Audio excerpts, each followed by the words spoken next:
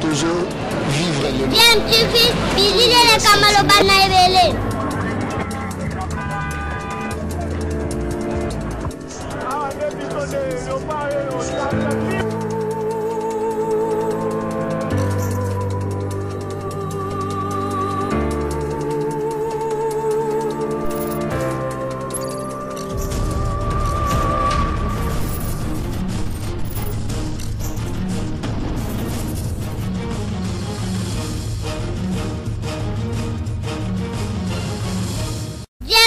toujours en avant. Balandi ya DMTV mbote nabino esengoza toujours na ngambo na biso po toyebike boza ebele o boza kolanda chaîne YouTube nabino DMTV. DMTV ememela kabino masolo ya actualité de solisa kabino pe ba réflexion na ba analyse o to sala ka po na bino sur ba sujet d'actualité ba fait sociaux to ba réalité ndeka tozomona na mboka na biso République démocratique du Congo. Actualité oyo eza vraiment makasi na mboka na biso ces derniers jours ezali affaire Zénith de Paris à Werason. Est-ce que Kobeta Maté déjà première date oyo ezalaki fixé et leki le 17 septembre dernier et ba musicien bazali ko espérer toujours bazwa visa na bango ba kende mais pour le moment kokoso eza toujours entre temps mikolo eza ko kende déjà samedi prochain falaki ba beta lisusu Werason yemoko azako tout le sous trop sûreté que ba koka kobeta parce que jusque là ba passeport na bango ezaka kana maison Schengen et apparemment ndenge masolo ezokende eza apenza bien te ba musicien belé bazo réagir par rapport na affaire yango mingi ba apporta qui soutient na Werason parce que na concert na wana atie ba invité belé on se demande même ceux qui ba invité ngo au bazar na RDC ba kozwa visa pour ba koka kokende ko se produire kuna na kati ya Zénith wana soki bango moko ba musicien oyo ya orchestre wana bazui visate manda chante o azali moko pe ya clan wenge à s'exprimer peu par rapport à la situation à Werason manda chante akei pe au-delà à remercier pe Kofi Olomide par rapport à likambo yote ko komela ye dernièrement mon port mokonzi abengaki ye na téléphone pe manda chante azako remercier nde nazo proposer bino bolanda na élément je vous rappelle que bozako landa DMTV soki kotimba la liboso na chaîne oyo tope ozalaka déjà olanda kabiso mais omi abonana ntende konanga ko hésiter te mi abonné ko bossa na pété ko activer notification cliquer kaka na cloche oyo komone ko apparaître tango ko mi abonné ko permettre na rataka le sous-souté ba prochaine vidéo te proposer na yo suivant cet extrait avec Manda Chante. Nous nous retrouvons tout de suite après.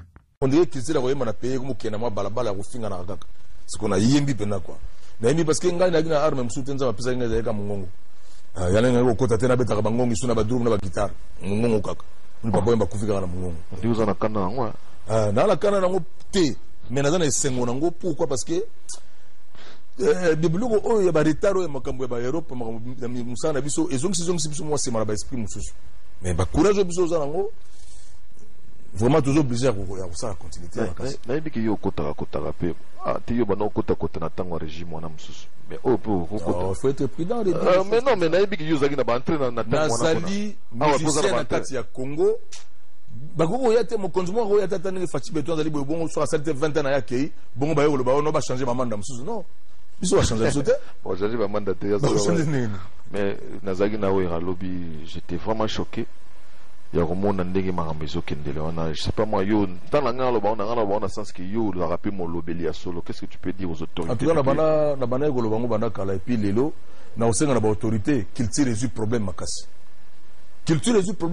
basunga biso oui mokonza mboka yambaki biso to sola gina ye mais basunga biso na yebi ba yebi lo ngana zolo basunga biso parce que toujours problème mingi batala pe biso na yebi charge ze be na kata ya mboka mokonzi vraiment président Tshisekedi oza na charge mingi na kata mboka oza na charge belé na kata mboka Congo mais nzamba sunga yo culture oyo ba loi makiadi na ba kale Jeff na ba papa wemba na ba simaro na ba evoloko lai comme zo mwanzela mususu comme président sunga biso musale yali batale yali mais ba blocage za un peu partout sunga biso Fachi Beton sunga biso ali président na biso ozali ba yembi na yo na kati ya mboka mais balobi bozo se retrouver mikolo ba biso ko tie manda micro pour na sokoda ou le ba kakabola mu ya sokoda. Non, wana yeli bondoki.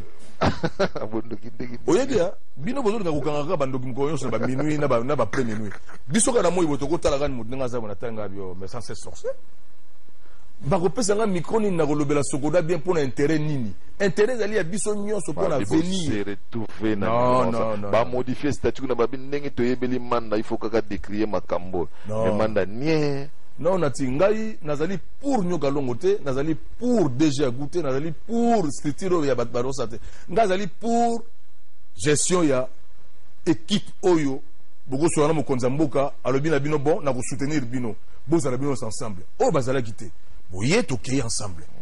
Ngai babenga na tongo babina non, il faut ya na Top Congo sala émission. Na tout le temps présent nyoka longo tabi bino ba société boko sala.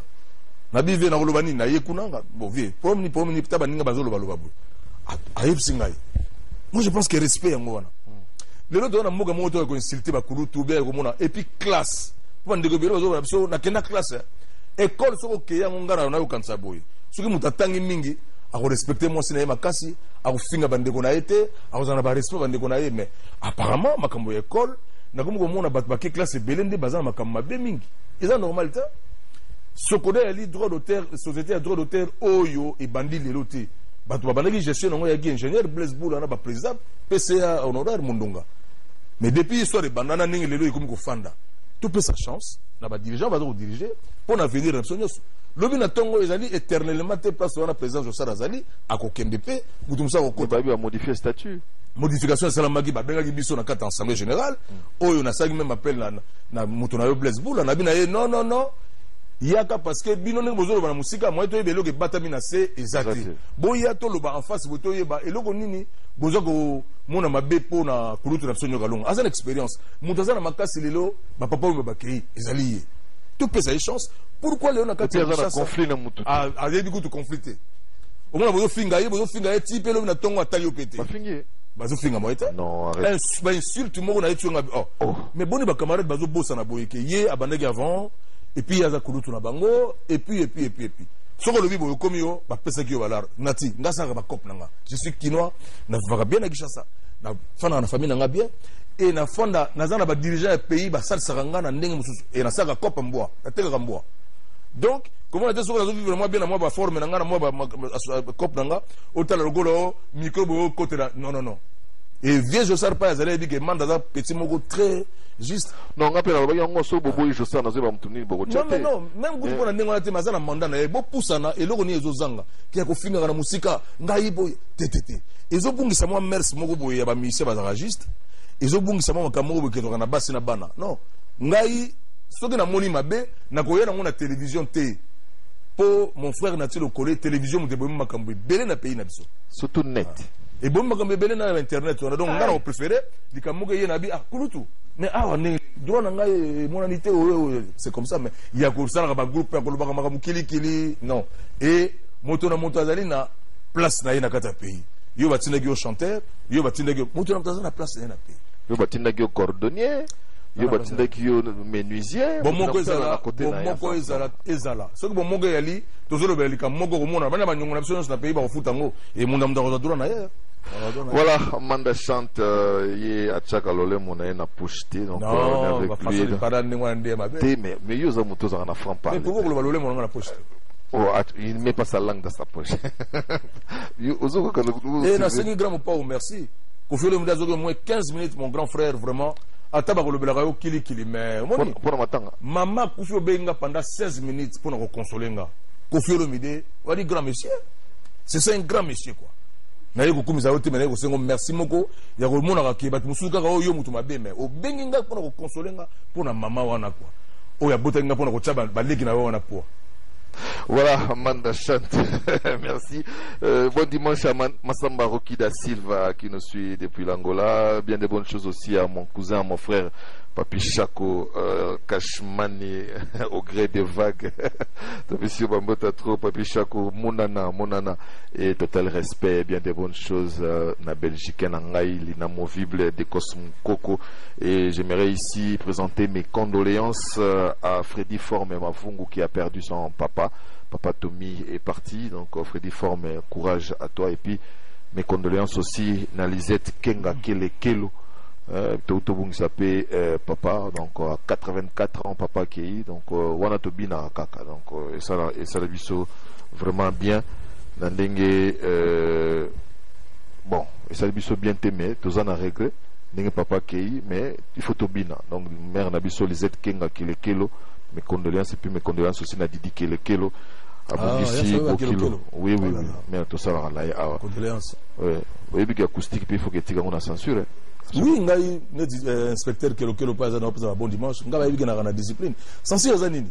Au monde ngo mi censurer ngo petit basket no ya bien ba complet no au mi censurer. So muta tali dit ah da le collège c'est trop chic. Oh ya ofinga bas. Non, basket no ya chic à part mo basket no vraiment bien. Au mi censurer na nous déjà et puis OK. Ngai kuna tana ya kakuni kuma kaka amanda. Ngo kakuna mais on a minute muke basi ba yoki ke ya bien.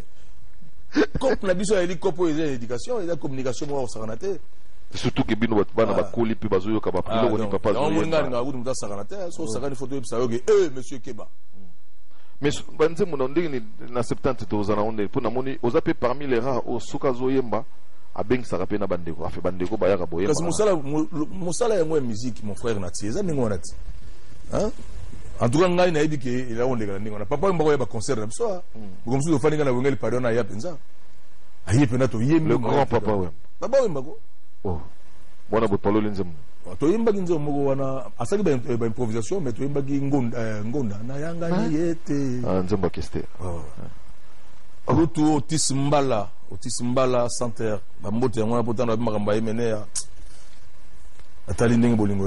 voilà, merci beaucoup Manda Chante Tokomi Nabiso Kokende Mukena Suka, bonne chance Nayo par rapport à Makamno Suto Zolinga Osala. Quel est le dernier message dans Msosoko adressé na Batneso Balinga Rayo? Vraiment message émission na ego senga merci na uta ego père de maman mais message na ngai ya bokabone na émission na yo na zengi d'abord merci pour l'invitation parce que ça fait longtemps na gia tena senga yo mgwelegi na ya pour représenter moi quelques plans mais ndenza mbabongisi na raison à sous pour pesa yo message zanga yali congolais bisika to udna bisika to komi so bolingi to gagner tozaka bomoko kande koti makasi oui esika nzale yali obesika ba problème yali et bebsaka makambo et to sengena ba politicien et to sengena ba porte parole bango o lelo bazo na ba télévision ko sala ba débat politique balembisa ezo kene na mbuka na place na ngote kandele ki makasi et puis mutu na mutazo ko loba pona intérêt ya parti politique na ye n'est pas ezo déranger biso ya ngona au moins mutu banolo bana tongo tina minute à continuer par le peuple a bosani ke awana ko loba pona ni donc to sengi na bino bo lembisa merci pe ezala na kati ya ba débat politique et ça la que respect ali ya kotanga kombo ya mutu so ali kombo ya na yo tangi kombo so za président na respect parce que ezo kene mabe ba débat politique ko exception so na mo ya kotala ngo so ezate parce que mutu amzaza danger donc na pesi moi mi Rajabu moi bi na pesi ba mbote belé et siko zali mikolo to benga o ex Kadoko na pesi pulutu na Benito Mukubwa ba mbote belé na pesi excellence Bokulaka Lucien Ekofo Bambote Belé na pesi kulutu nanga John Mabaya motema ya Joël Kalala Mabaya Bambote Belé na pesi bana kishasa Bambote Belé biso za basora na bino to kobunela bino meto le bibo moko ezala si to lança qui déjà communiqué. Dans zongela on a question moko na auto zongo na téléphone en karaté. Tout à l'heure vous qui aimez la musique d'Héritier Watanabe, donc on a compte il y a première année à quelle boule Azobetawana dans ma campagne à Espagne, on va faire un petit tour de ces côtés-là. Le temps pour moi aussi de faire un petit coucou à Guilhem Foutou Mayengo de Dijon, France, donc qui a vacances ici à Kinshasa. Moi, na Mabele Yangiringoto. On te souhaite un bon dimanche. Donc Mabele Mamé, James Kabwe, les fonctionnaires modernes, mon pépé Asika. On vous souhaite aussi un bon dimanche. Les boss Jackie Abangano, les boss Jackie Abangano. Moto a guerre mon bel, nakama Nicolo yo quoi. Bosuginde ni nandeko na yo. Oya yela kiyo nini. Makamba CDT makambo yani. Charlie Kadima. Nasuga yende contre c'est la galate. Contre c'est la remonte. Yo ça engagé na. Contre c'est là qui 3 ans ici là. Mon album mi balete. Album mi balete? Eki moko. Album mi balete? Zoya speaker contre si la kala to la makamsu na nina kama takutu Il y a un côté, on a pas cédé. On a droite, tout naïe. Bon, yo mutu na yebo, yebité. Okoboto la kole loko nenga biloko na ba télévision. Attention, yende ko na yo wana ozolo ba wana, si ayebe état de droit. Et ko ngaya. Oh. Et on est produit comment y a déjà? Pour nous comme ça y a yende. Oh, mais somba pesa. La politique ni. Ah mais somba. Oh mais non. Yo ngo comme ça on a c'est salaire jamais na ba biloko nengo kudu ya kotanga makoma boye oyo eza na sensité. Makam na yena ngai yaki 3 ans et si la kala. Donc akeba parce que ça ba œuvre d'esprit na banzemo na ngana somba oyo yete ya kolanda ina butu pamba. Mais comme kapé ko changer ngo supporter pour support na ngai na droit changer banzemo za yanga za yete ya continuer na support na koteka denga azwa na mbongo ya ebele na zangu bali ya 10 na ngana zangu bali teka ya ngolo kola ah non oui. Voilà, merci beaucoup. C'était la Amanda Chante qui a été avec nous. Donc nous allons le retrouver les vendredis prochains. Donc Georges Batwangwa, mon groupe Jebel. Après ça, Mote Belena, Crispin Mboyi. Oh, Jebel. Georges Batwangwa, on a apprécié. Voilà. Si Mikili Seigneur, c'est Mota, Gilles Simba, Veranga Brice Mpangi, Guerre Mbele, Masta tout. Au bazar Kishasa, Kishasa Lengi. Kishasa Limboka na yo. Mboka na yo zali Kishasa ko sala RRT kende ko zali banda tana Brazza atana Cameroun atana France yaga na ngo awa OK libanda te poko na kanda na bande ko na yo pour rien soki président zaki Kabila le président Fachi Beton oya ko yalobi biso to ko zaka na sous ordre loka ngala liao moyembi ya Fachi Beton moyembi ya Fachi Beton. Voilà. Voilà, Amanda Chante, égal à lui-même, amis téléspectateurs, je me permets quand même de souhaiter un bon dimanche à Mishpa Pangassou de Naval Down, Mutatika divorce na défaut. Bessimbote na Vincent Bolengue, Vincent, bien de bonnes choses à mon ami Miss Nago, Hugo Bozé, et la bossé T5 fois nationaliste, et donc c'est l'affaire des stages. Parti Ambroise. Ah, élégantissimo, voilà, donc je te salue. C'est un gardien, hein? Azara Nabato, Aibuza Nabato. Au bois qui est une acoustique. Nana tché kunate parce qu'il n'est pas dans la couleur. Il y a un monde qui a un quartier la terre, bah aussi le kunate. Azara libre, libre. Non, nana est pas sur Azara libre. Maninga so bayaki kuna kosenga. So kaye kosenga. Ya boyete fa banga manda. Ah, manda, batsenga répété donc au bois kaye karadon. Pati. C'est basenga na batu mususu. Il y a batu mususu. Pati Ambroise. Ça sera fait donc Pati Saraza. Ouais. Pati Saraza, on te salue aussi donc bien de bonnes choses à tous les amis de Kambaya, donc Clover de London. Ah, avec Clover. Voilà. Donc on a pu s'y battre qui va monter petit Ange Berger vraiment Zala Makasi mère à mère. Merci beaucoup. Ma fille Michel-Ange. Monsieur Gozali. Bah on va dire Bélo Boyka Michel-Ange. Michel-Ange la deuxième dans la Turquie. Banana ba Bélange, banana ba bango archange, ange, petit monsieur boté mais la gueule mystique. Oui, c'est un éternel, non. Est-ce que nous pexan ko bota na yo? Yunga ngala no, to comme na dégar so ndenge na yo. Mais oui. Dégar. Voilà, la petite beauté la mère qui me suit donc. Au moni mutuna yo. Voilà, donc ça a toujours été comme ça avec Amanda Chante. Un monsieur vraiment amusant, un bon client comme on dit dans les jargons journalistiques. On se retrouve les dimanches prochains. Donc je suis l'homme qui fait donc on a nourrir internet Mikolo, on a déplaise à certains, continuez toujours à faire des émissionnettes, nous allons continuer à faire des émissions. Voilà, nous sommes de retour. Boti Kolandawana Amanda Chante qui est à s'exprimer par rapport à la situation comme Eli Werason. Yépe Loko a adressé message na Karana Bakonzi. Yambo Kanabiso, nous pensons que le gouvernement, Yaba Warrior, gouvernement Samalokon de Sengele Kokako s'impliquer parce que l'artiste et musicien Bazaba ambassadeur pour la culture Nabiso et Zala qui en tout cas empêché depuis plus ou moins 10 ans Kobeta les sous na France que France est la plaque tournante.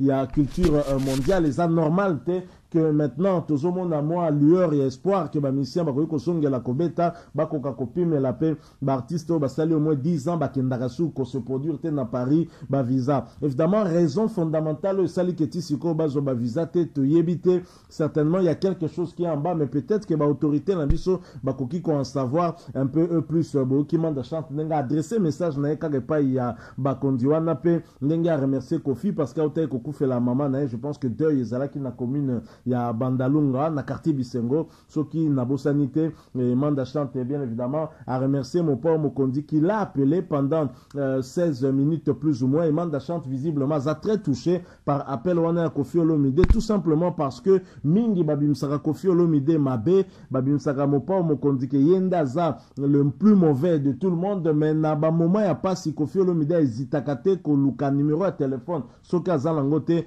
ya moto azuli problème pour kobenga et pas soutenir ye. Ce n'est pas la première fois Koffi Olomide sala yango. On se rappelle même na liwa ya papa ya Félix Wazeko alors que yena Félix Wazeko balaka na polémique moko ya kosakana te polémique mo ya makasi teli que bayoka na kate mais Koffi Olomide a benga ki Félix Wazeko pour kia ko adresser ba message ne ya condoléances. Je pense que appel wano Koffi asala ki na Félix Wazeko ande zongista peut-être moi muke Félix Wazeko sima ko comprendre que Koffi azalaka na haine na eta azalaka na kanda na été fondamentalement en fait l'artiste est tel qu'il est et sengeli peut-être na biso nde tukoka ko s'adapter kaka na mopa mo kondindenga zalaka po ndenge na eka yangwana po nzamba sala biso différent chacun na tempérament na ye chacun na ba caractère na ye donc ça nous fait vraiment plaisir quand l'artiste reconnaît aussi à manifester reconnaissance n'est pas publiquement ko senga na Koffi Olomide merci beaucoup bisope to profiter lokola ya ko remercier Koffi Olomide continuer ka ko zala bongo en tout cas c'est dans le malheur que l'on reconnaît les vrais amis dit-on. Merci Nabino Batobola biso to comme na suka soki bo sepeli na lisolo oyo boti que la biso moi like et ça va toujours bien hein, bo tiki la biso un maximum de j'aime hein, et ça va vraiment bien bo partager la biso pe point de vue Nabino bo ebi kaka moi commentaire au komi makanisi nayo et ko sala pe malam mingi mais surtout soki ozana no abonné tende konanga mi abonné ko bossa la pété soko mi abonné ko mona cloche moko ko apparaître cliquer dessus et ko permettre nayo o activer nos notifications ya ngonde ko sala ki rataka les sous-souté ma prochaine vidéo te proposer et Nabino encore une fois merci nous espérons vous retrouver bientôt avec un autre sujet et actualité en attendant portez-vous bien PDMTV vous dit au revoir.